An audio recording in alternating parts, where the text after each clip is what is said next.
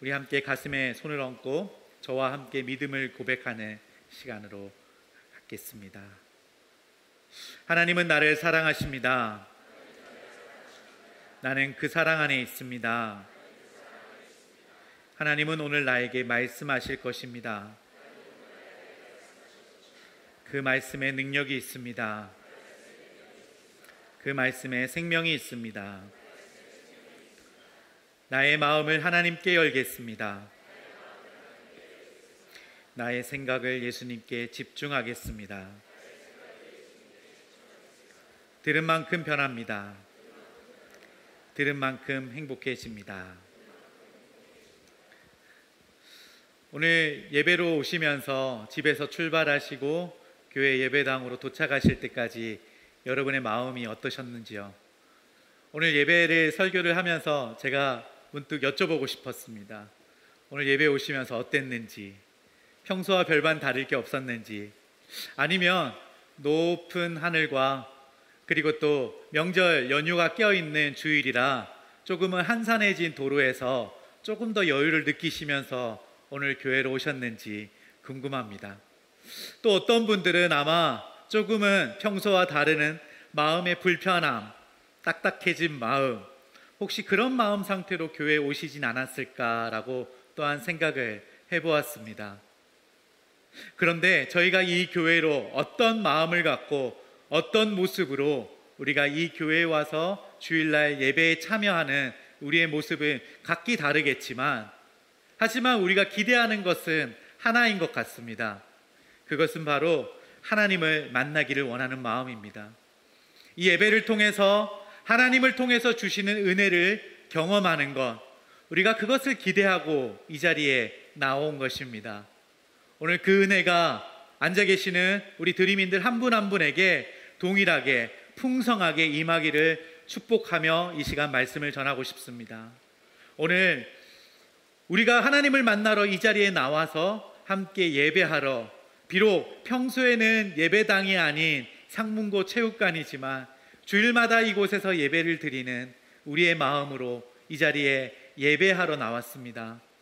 구약에서는 하나님께서 이렇게 이스라엘 백성들에게 예배하게 하기 위해서 하나님께서 주신 한 특별한 장소가 있었습니다.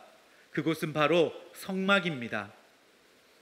성경을 한 번씩은 펼쳐서 읽어보신 분들이라면 성막이라는 것을 들어보셨을 것입니다.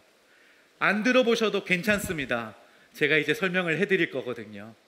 성막은 출애굽한 이스라엘 백성들에게 하나님께서 내가 너희와 함께 있다, 내가 너희와 함께 예배하겠다, 너희의 예배를 받을 뿐 아니라 너희의 제사를 받겠다 라고 말씀하시면서 하나님이 직접 지정하시고 하나님께서 직접 설계하신 내용들을 지도자 모세에게 전달하시며 말씀해 주시면서 만들어진 특별한 장소가 바로 성막입니다. 그곳에서 출애굽한 이스라엘 백성들은 하나님을 만나게 되었고 하나님께 제사 드릴 수 있었던 것입니다. 이 성막이 이후에 다시 발전하여서 성막이 성전이 되어집니다. 하나님의 백성들이 하나님께 나올 수 있도록 통로를 열어주신 성전이 또한 되어진 것입니다. 사실은 이스라엘 백성들은 가나안의 땅에 들어가서 성전을 짓기를 원했습니다. 당시 다른 이방 종교들은요, 각기의 신들을 믿고 그 신들에 대해서 섬기고 예배할 때 각기 다른 모양의 성전들이 그들의 장소들마다 있었습니다. 그래서 이스라엘 백성들도 역시 하나님을 성전에 모시고 싶어 했습니다. 특별히 다윗 왕은 자신의 왕궁을 지으면서 하나님께 죄송했다라는 말을 우리는 들은 적이 있고 성경에서 읽은 적이 있습니다. 그렇습니다. 자신은 이렇게 백향목으로 지은 집에 사는데 하나님께서 여전히 텐트, 성막에 거하신다라는 것이 마음이 불편했었습니다. 무거웠습니다. 그러나 하나님께서는 다윗에게 내가 나를 위해 집을 짓겠느냐, 내가 너를 위해 집을 짓겠다라고 말씀을 해주시면서 그 아들 솔로몬 왕의 때에 성전을 짓겠다라는 약속을 해주시게 됩니다. 솔로몬이 이제 아버지 다윗에게 약속하셨던, 그렇게 짓고 싶었던, 그렇게 갈망했던 성전을 지어 드리게 되었습니다. 완공할 때 낙성식, 성전을 드리는 낙성식을 바로 초막절에 맞추어서 진행을 했습니다. 초막절이란 이스라엘 백성이 애굽 땅에서 어떻게 나왔는지, 그리고 어떤 모양으로 그들이 가나안 땅으로 오게 되었는지, 광야에서 어떻게 견뎠는지를 기억하는 절기가 바로 초막절입니다. 그래서 초막절 일주일, 성전 낙헌식이 있는 일주일, 이렇게 합해서 2주일 동안 거대하게, 창대하게 하나님께 드려지는 성전을 드리는 낙헌식을 진행하게 되게 된 것입니다. 축제처럼 드리게 되었습니다. 같이 온 모든 민족들이 기뻐하는 상황입니다. 솔로몬이 간절히 기도합니다. 그의 기도는 모두 응답되었습니다. 그리고 하나님께서 성전이 봉헌되었을 때 드려졌던 기도의 응답을 오늘 방금 저와 여러분이 역대하 7장 말씀을 통해서 함께 읽게 된 것입니다. 여러분, 솔로몬이 드린 기도는 어떤 내용이었을까요? 앞장인 6장 12절부터 42절을 나중에 기억나신다면 돌아가서 한번 읽어보셨으면 좋겠습니다. 아름다운 솔로몬의 기도가 나타납니다. 그런데 사실 그 내용을 천천히 읽다 보면은요, 성전 낙헌식, 축제와 기쁨이 가득한 그 시간에 조금은 어울리지 않는 기도의 내용들이 중간중간 기록되어져 있습니다. 어떤 내용인지요? 6장 28절부터 30절을 함께 읽어보도록 하겠습니다. 같이 읽어보겠습니다. 이 땅에 가뭄이 들거나 백성들 사이에 무서운 전염병이 돌거나 병충해나 메뚜기 떼가 온갖 곡식을 갉아먹거나 주의 백성이 적을 공격을 받게 되거나 그들에게 무슨 병이 생기든지 주의 백성 이스라엘 가운데 한 사람 또는 모든 백성이 고통과 재앙을 깨닫고 이 성전을 향해 팔을 벌려 기도드리면 주께서 계시는 하늘에서 그 기도를 들으시고 백성을 용서하여 주시고 그들을 도와주십시오. 주만이 사람의 속마음을 아십니다. 그러니 각 사람을 판단하시고 그들의 한 일대로 그들에게 갚아 주십시오. 사실 솔로몬의 기도가 상당히 긴, 한 장에 걸쳐서 상당히 긴 내용으로 진행이 됩니다.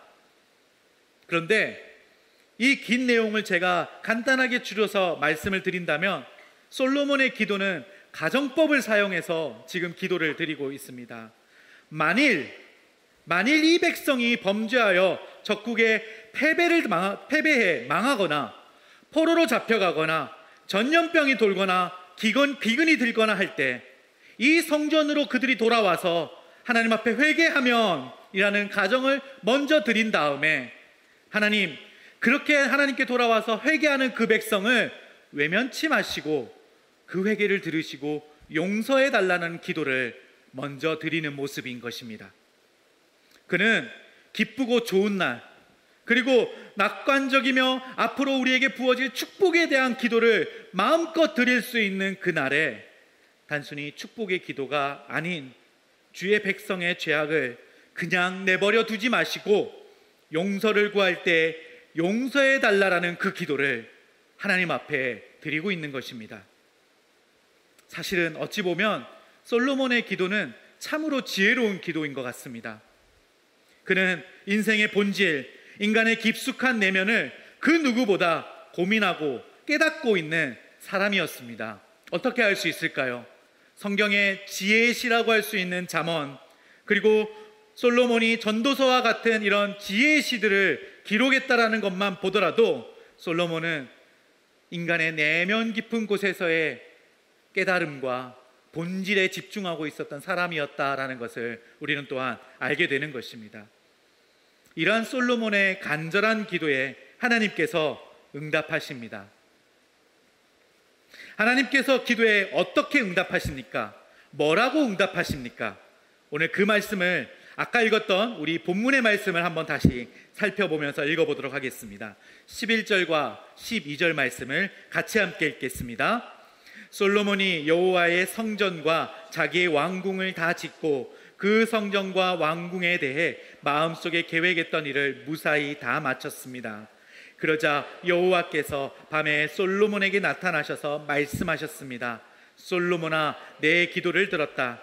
나는 내가 지은 이 성전을 선택해서 거기에서 제사를 받을 것이다. 솔로몬에게 나타나셔서 이 성전, 이제 솔로몬의 성전이라고 불리는 이 아름다운 왕궁에서 내가 너희들이 드리는 제사를 받겠다라고 약속해 주십니다. 제사란 무엇입니까? 죄를 사함받기 위해 드리는 것이 바로 제사입니다. 용서를 받기 위해 드리는 것이 제사입니다.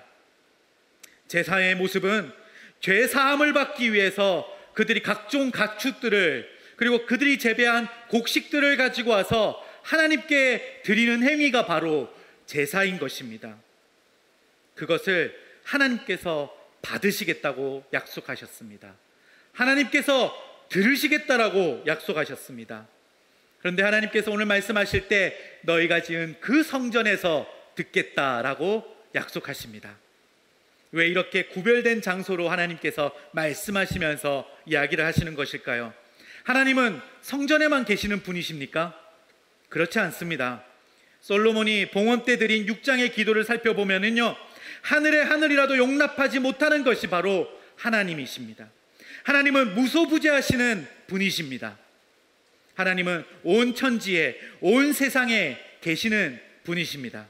지금 이 자리에도 우리와 함께 하시는 분이십니다. 하나님은 여기 계십니다. 그런데 왜 갑자기 하나님은 내가 너희가 드린 성전에서 제사를 받겠다라고 말씀하신 것일까요? 바로 오늘 솔로몬이 드린 그 기도의 응답을 직접 하시면서, 솔로몬의 그 기도에 응답하시며 하나님께서는 너희의 성전에 너희들이 드리는 제사를 받으시겠다라고 말씀해 주시는 것입니다. 기도를 들으시겠다라는 것입니다. 그래서 오늘 그 하나님께서 그 기도를 들으실 때 기도 한번 해봐, 내가 들어줄게, 이렇게 그냥 뭉뚱그려서 말씀하시는 것이 아니라 이어지는 13절을 보면 아주 구체적으로 하나님께서 그 기도를 어떻게 응답하시는지를 말씀해 주십니다. 한번 13절 말씀을 다시 한번 더 읽어보겠습니다. 내가 하늘을 닫아서 비를 내리지 않거나 메뚜기 떼에게 명령하여 땅을 망치게 하거나 내 백성에게 병을 보낼 때, 이럴 때가 있다라는 것입니다. 하나님이 직접 말씀하십니다. 이럴 때는 어떤 때일까요? 자연재해입니다. 우리의 힘으로 어찌할 수 없는 강력한 그 무엇이 우리를 덮칠 때가 있다라는 것입니다. 그 당시 가뭄이 가장 큰 재앙이었습니다. 오직 하늘에서 내리는 비만 바라보고 농사를 지어야 했던 땅에서 비가 내리지 않는다라는 것은 아주 큰 재앙이었습니다. 그렇게 가뭄이 오거나 메뚜기 떼가 갖고 놓은 농작물을 한순간에 다 먹어치워서 사라져 버리게 하는 것이 목격되거나, 또는 전염병들이 백성들 가운데 창궐하거나, 이럴 때가 있다라는 것입니다.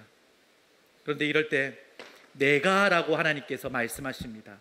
내가 그것들을 섭리 가운데 너희에게 줄 때, 그때가 있다라는 것이죠. 이런 모든 일들이 땅에 거한 자들의 죄로 인해 온다라고 생각하신다면 그것은 참으로 위험한 해석입니다.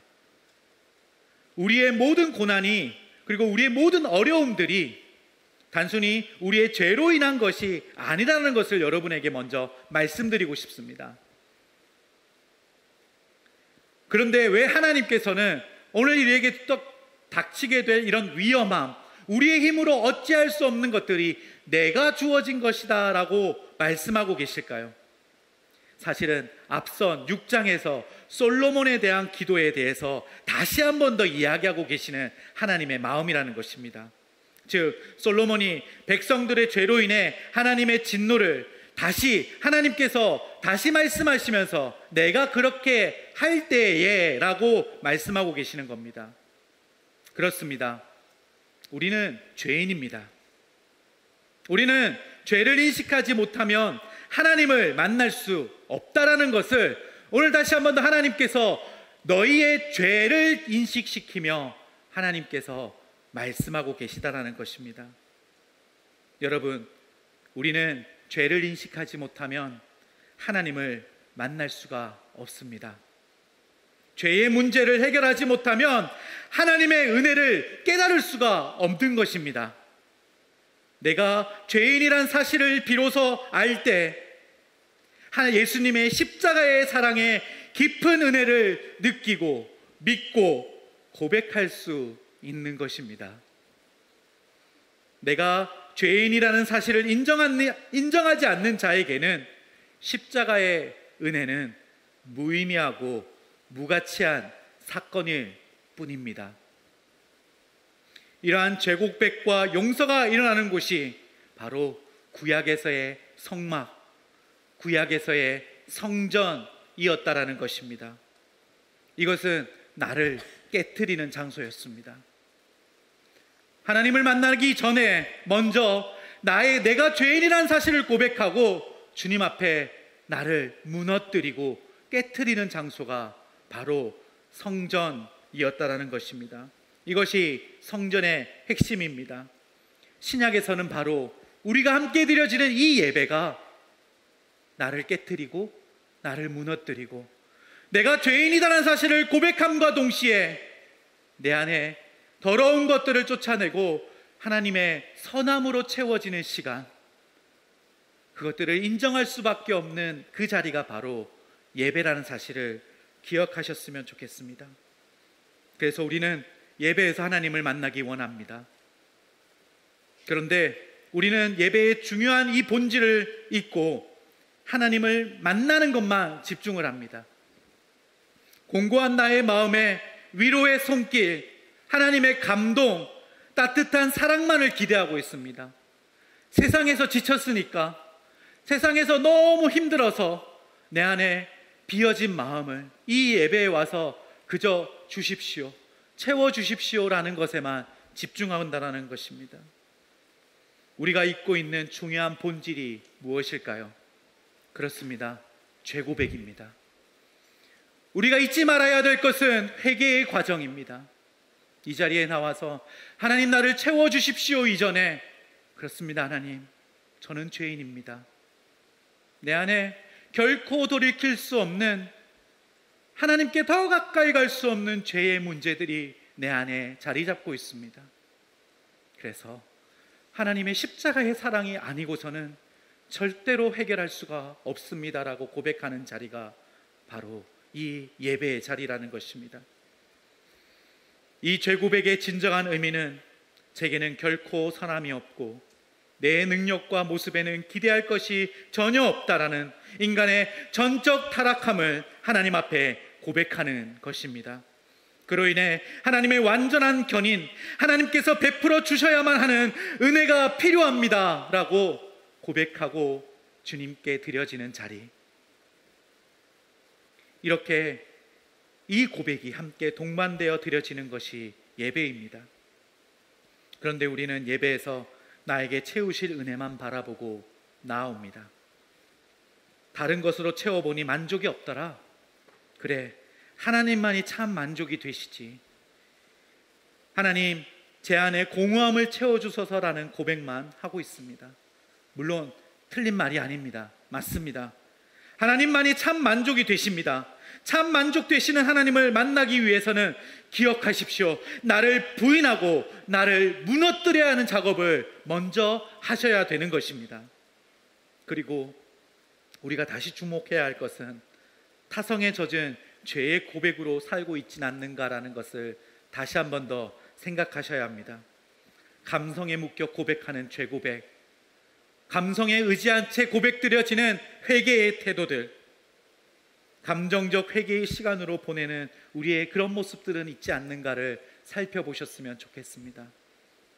기도하면서 회개하면서 마음이 찔리고 가슴이 아프고 그래서 죄송해서 잘못했습니다 라고만 고백하는 회개의 자리로 여러분은 그렇게만 나가고 있진 않습니까? 이러한 회개의 모습을 신약에서는 헬라어로 메타멜로마이라는 말을 사용합니다.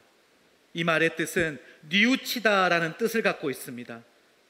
이 뉘우치다라는 말의 회개의 뜻은 주로 감정적인 요소가 강조되는 단어입니다. 그래서 신약에서 특히 가롯 유다와 관련이 많이 있습니다.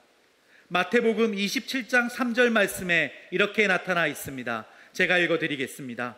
예수님을 배반한 유다는 예수님이 유죄 판결을 받는 것을 보고 양심의 가책을 느꼈습니다. 그래서 은 30개를 대제사장과 장로들에게 돌려주었습니다. 양심의 가책을 느꼈다는 이 표현이 아까 제가 말씀드렸던 메타멜로마이입니다. 개역개정 성경에서는 스스로 뉘우쳐라고 기록하고 있습니다. 이것이 메타멜로마이라는 단어입니다. 여러분, 느낌적인 느낌으로 아시겠지만 이 단어는 성경에서 말하는 바람직한 회개의 모습이 아닙니다. 성경에서 우리에게 회개에 대해서 감정적인 변화로만 그치는 것이 아니라 완전히 마음에서 돌이켜야 한다라고 우리에게 말해주고 있습니다. 이 단어는 히브리어로 슈브라는 동사로 표현되었습니다. 돌이키다라는 뜻을 갖고 있습니다. 여러분, 오해해서 안 되는 한 가지가 있습니다. 가룟 유다는 도저히 용서받지 못할 짓을 저질러서 죽었습니다. 그런데 베드로의 모습은 예수님을 부인하는 잘못은 덜 나쁜 짓이기 때문에 구원받은 것이라고 오해해서는 안 된다라는 것입니다. 베드로나 가룟 유다나 죄의 무게로 따지면 별반 차이가 없을 것입니다. 주님 입장에서 보면 둘 다 똑같이 잘못을 저질렀습니다. 그러나 두 사람의 차이에는 결정적인 차이가 있습니다. 그 행위가 얼마나 악했냐가 아니라 하나님께 회개를 했느냐의 여부입니다. 진정한 회개는 하나님이 내게 꼭 필요한 분이라는 것을 진심으로 고백하며 돌이키는 행위입니다. 단순히 감정적으로 뉘우치고 잘못했습니다 라고 반성문을 기록하는 듯하게 고백하는 회개가 아니라는 것입니다. 베드로에게는 이 슈브, 돌이키는 행동의 모습과 고백이 있었음을 우리는 알고 있습니다. 그러분, 여러분은 어떤 회개가 필요하십니까? 회개하기 위해서는 먼저 여러분의 죄를 기억해야 합니다. 들추고 싶지 않지만 내 안에 연약한 것들과 마주해야 합니다. 저는 이번 한 주간 말씀을 준비하면서 상당히 마음이 슬펐고 힘들었습니다. 저 역시도 추석 명절을 앞두고 기뻐하고 있는 여러분의 마음 속에 행복한 메시지를 전하려고 준비를 하고 싶었는데 하나님이 이 말씀을 저에게 계속 던지시면서 마음에 머물게 하셨습니다. 그리고 제 안에 먼저 너 안에 진정한 회개가 있는지를 살펴보게 하셨습니다. 여러분, 회개하기 위해서는 방금 말씀드렸던 것처럼 여러분의 연약하고 들추고 싶지 않는 그 죄의 문제를 들춰내야 합니다. 제가 어린이 사역을 꽤 오래 했습니다. 약 16년 동안 어린이 사역을 했는데요. 어린이들에게 주일 예배 시간이든지 어떤 설교할 그 장소에서 죄에 대해서 설명을 할 때 저는 꼭 제 스스로가 이 외웠던 한 문장, 꼭 죄의 정의와 같은 이 문장을 아이들에게 이야기를 했습니다. 죄는 하나님이 기뻐하시지 않은 생각이나 말이나 행동을 말하는 거야 라고 이야기했습니다. 하나님이 기뻐하시지 않는 말이나 생각이나 행동이 죄인 것입니다.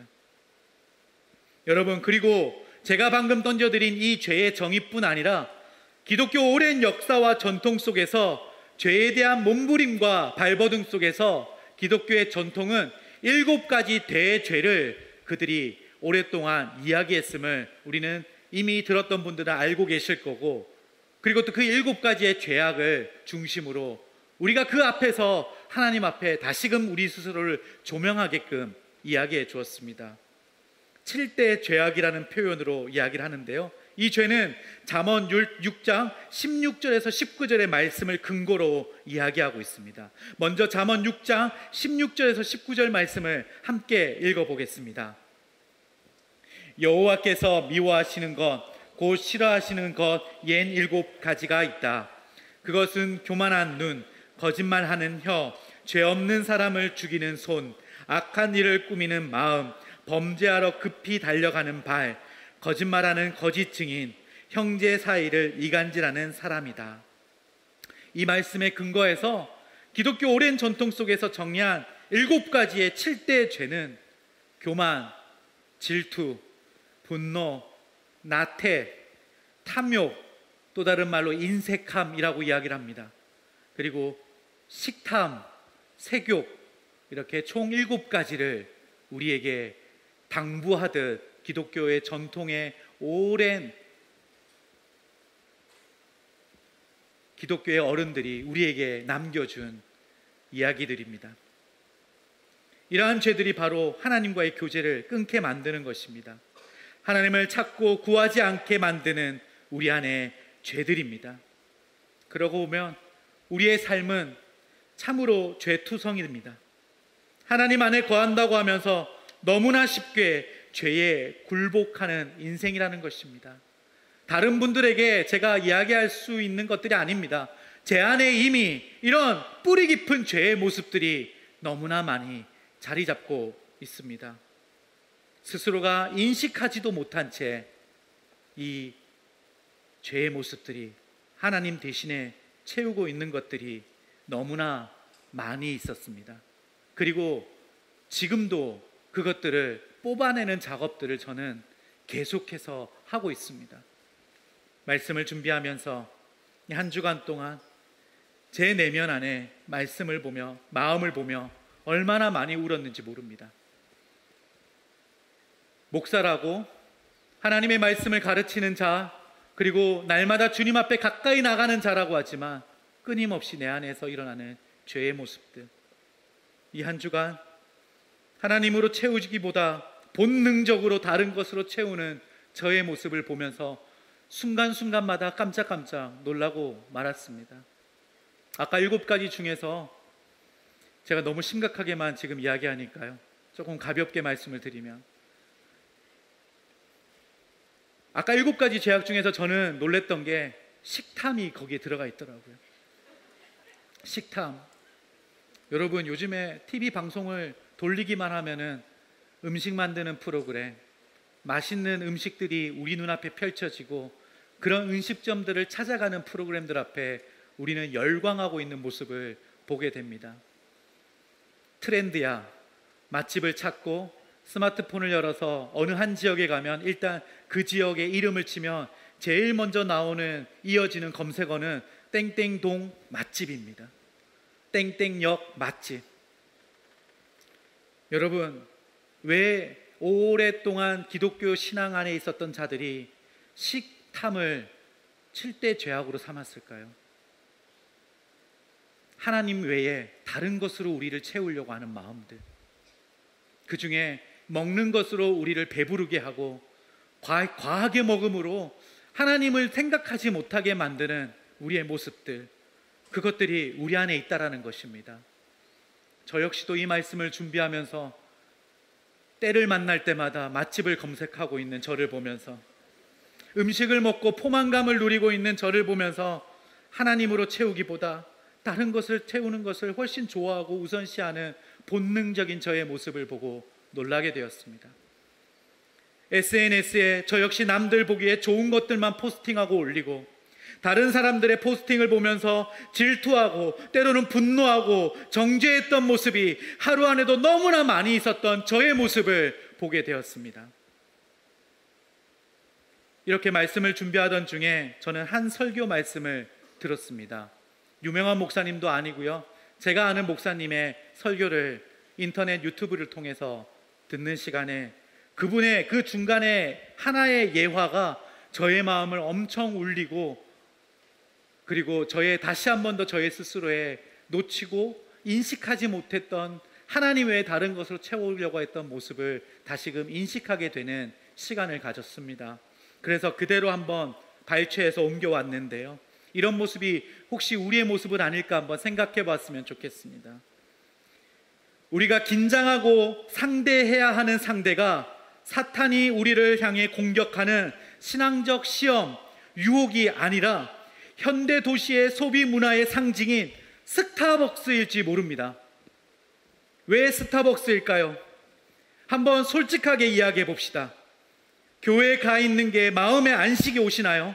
아니면 스타벅스에 가서 커피 한 잔 마시는 게 마음의 안식이 오시나요? 무더운 여름날 스타벅스에 가서 시원한 아이스 아메리카노 한 잔을 딱 놓고 스마트폰을 꺼내서 유튜브에서 나오는 음악을 틀고 귀에 이어폰을 꽂고 때로는 거기서 노트북을 펼쳐서 영화 한 편을 보면서 앉아 있는 것, 그것이 여러분에게 가장 행복한 안식이지 않습니까? 저는 이 말씀을 들으며 평소에 저 역시 인식하지 못했던 내 안에 하나님 외에 다른 것으로 안식하고 만족하고 있는 저의 모습을 다시금 깨닫고 보게 되었습니다. 너무나 본능적으로 하나님 말고 다른 것으로 만족을 찾고 있는 모습, 이미 우리 내면에 안식의 순간과 공간을 하나님이 아닌 것으로 내가 채우고 있구나. 그 설교 말씀을 들으면서 저는 부정할 수가 없었습니다. 그 말씀을 듣고 있는 그 순간에도 제 손에는 스타벅스 커피가 있었습니다. 이러한 우리가 할 수 있는 것들이 무엇이 있을까요? 바로 14절에 하나님께서 우리에게 말씀하십니다. 다시 한번 더 오늘 14절 말씀을 함께 읽어보겠습니다. 내 이름으로 일컫는 내 백성이 자기들이 한 일을 뉘우치고 나에게 기도하고 내 말을 따르며 악한 길에서 돌이키면 내가 하늘에서 그들의 기도를 듣고 그들의 죄를 용서해 주며 그들의 땅을 고쳐줄 것이다. 이 말씀이 개역 개정으로 어떻게 표현되어져 있는지 한 번만 더 같이 개역 개정 버전으로 읽어보겠습니다. 내 이름으로 일컫는 내 백성이 그들의 악한 길에서 떠나 스스로 낮추고 기도하여 내 얼굴을 찾으면 내가 하늘에서 듣고 그들의 죄를 사하고 그들의 땅을 고칠지라. 이 말씀이 신약에서 똑같이 나타납니다. 사도행전 3장 19절 말씀을 바로 연결해서 읽어보겠습니다. 함께 읽겠습니다. 그러므로 여러분은 회개하고 하나님께로 돌아오십시오. 그리하면 여러분의 죄는 씻음 받을 것입니다. 마음에 찔리는 것도 중요하고 눈물 한 방울 두 방울 흘리는 것도 중요합니다. 좋습니다. 하지만 우리가 눈물을 흘리면 은혜를 받고 눈물을 안 흘리면 은혜 없는 것이, 그런 것이 아닙니다. 안 울어도 됩니다. 가슴을 치지 않아도 됩니다. 중요한 것은 지금 나의 상태가 어떠한 상태인가를 자각하는 것이 중요한 것입니다. 내 안에 머물고 있는 죄가 무엇인가를 깨닫고 주님께 구하는 것이 지금 중요하다는 것입니다. 너무 쉽게 노출되어 있는 나의 모습을 인정하십시오. 내 안에 가만히 내버려두면 죄가 스물스물 찾아와서 나를 잠식하고 있다는 그 사실을 인정하시기를 바랍니다. 그리고 내 힘으로는 결코 그 무엇도 해결할 수 없다는 것 역시도 인정하시기를 바랍니다. 그것을 인정하고 주님께 고백하는 것이 바로 죄 용서를 구하는 회개라는 것입니다. 그 회개를 할 때 하나님이 용서하시고 찾으시겠다라고 약속하십니다. 여러분 기억하십시오. 나를 추구하는 삶 전체가 악한 길이라는 사실입니다. 우리가 안 믿는 사람을 향해서 악하다라고 말하지 맙시다. 우리는 믿는다고 하면서도 우리의 뜻을 끝까지 고집하고 추구하는 것이 보다 더 악한 사람이 아닐까라는 생각을 해보았습니다. 주님께서 오셔서 그렇게 말씀하십니다. 주님은 성전에 올라가는 바리새인과 세리를 보면서 말씀하십니다. 바리새인의 기도를 듣고 이야기하십니다. 바리새인은 옆에 앉아서 기도하는 죄인 세리를 보면서 제가 저 세리와 같지 않은 것에 대해서 하나님께 감사를 드립니다 라고 기도합니다. 하지만 옆에 앉아있는 세리는 주님, 저는 악한 자입니다. 주님, 저를 불쌍히 여겨주십시오. 울며 하나님께 기도하는 것입니다. 예수님이 물으십니다. 누가 더 하나님의 자녀인지를 묻고 계십니다. 이런 우리의 상태에 무너지고 낮아진 마음에 하나님께서 약속하십니다. 내가 용서해주고 내가 고쳐주겠다. 우리의 자아가 다 무너질 때 하나님 없이도 어떻게 해보겠다고 하는 그 모든 시도들이 다 무너질 때 건설하시고 세워주시는 하나님이 비로소 나타나는 것입니다. 우리는 이날을 기다리는 것입니다. 사도행전 15장 16절은 우리에게 이렇게 약속하며 이야기해 줍니다. 이 일이 있은 뒤에 내가 다시 와서 다윗의 무너진 장막을 다시 짓겠다. 폐허가 된 곳을 다시 짓고 바로 세우겠다.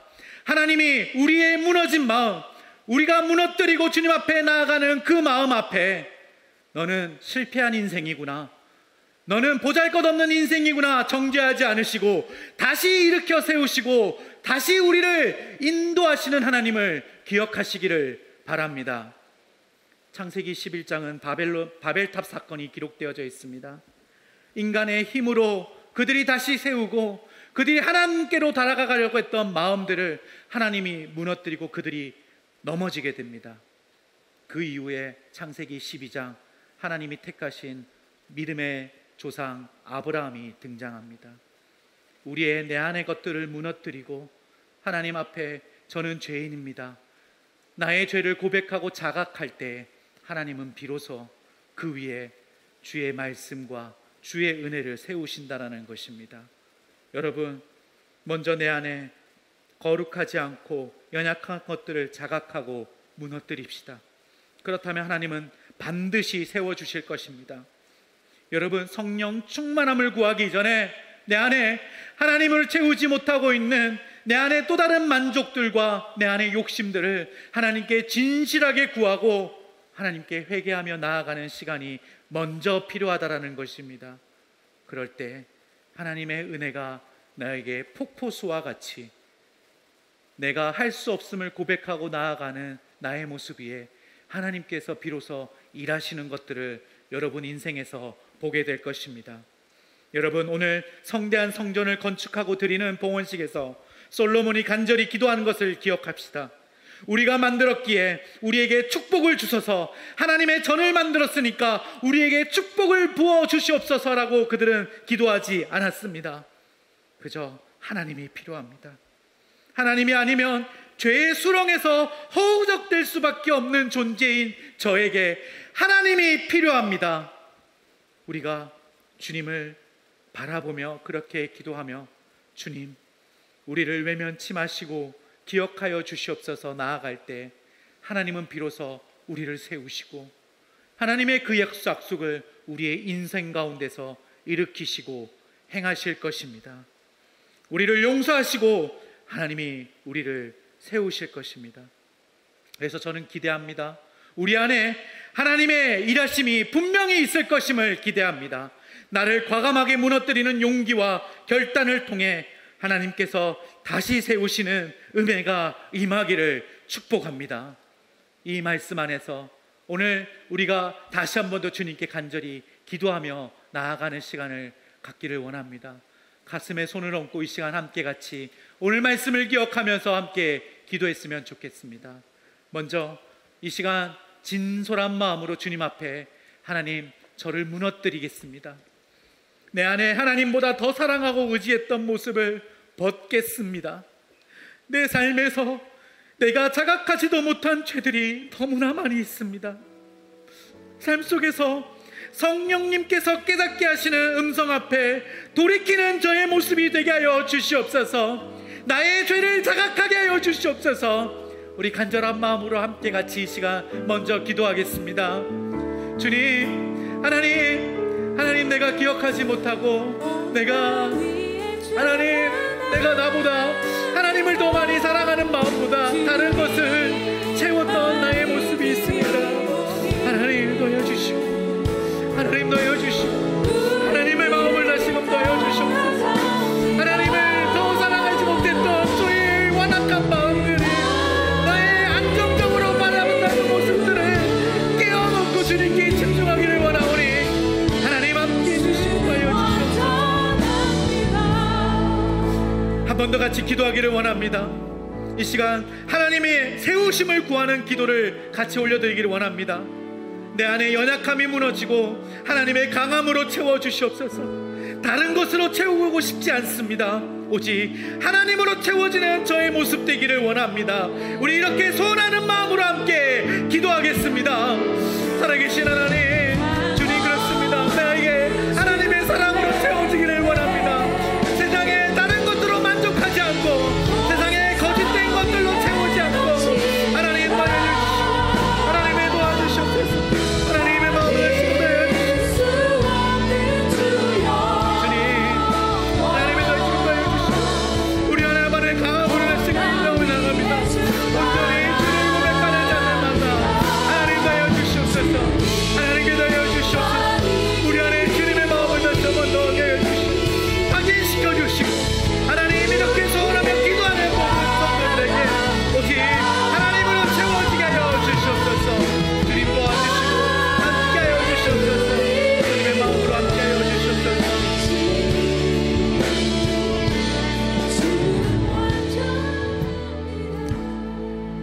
우리 이 시간에 자리에 일어나서 함께 찬양으로 우리 주님 앞에 우리의 기도를 올려드리며 고백합시다.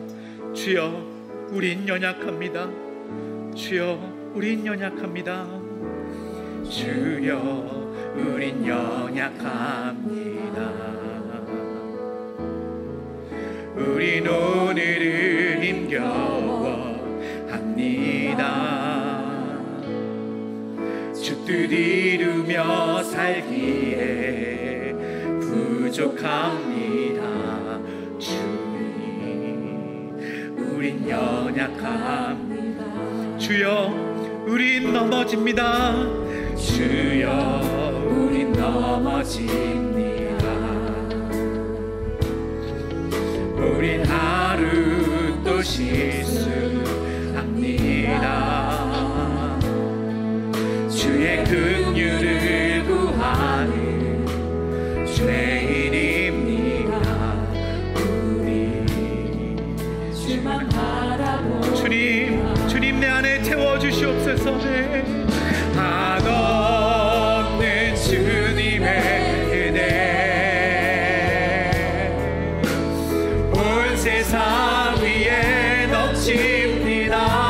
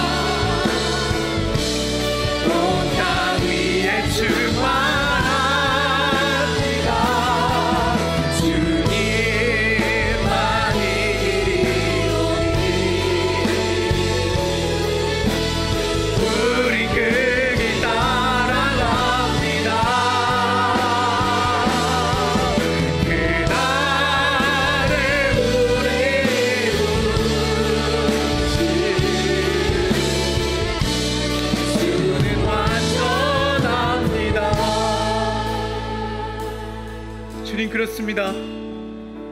하나님을 사랑한다고 했지만 내 안에 너무나 쉽게 하나님의 다른 것으로 채우고 만족하고 안식을 누렸던 저의 모습이 있었음을 하나님 이 시간 가슴을 치며 회개하며 주님께 고백합니다.